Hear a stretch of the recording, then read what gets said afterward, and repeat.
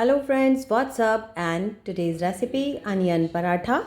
So for this we have to make a medium soft dough with little bit of salt. Then chop onions very finely and add into the bowl.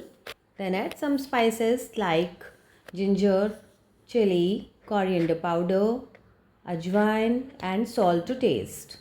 And then make a roll with the roller pin and stuff onion mixture into that and make a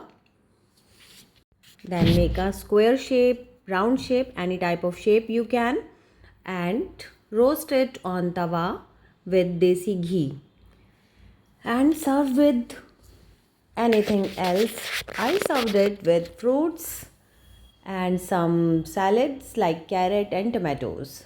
So enjoy this paratha anytime in breakfast, lunch or dinner or as an evening snack. And to subscribe my channel for more videos and share this video with your friends and press the bell icon too for more videos notifications. And have a nice day. Take care. Bye bye. See you in the next video.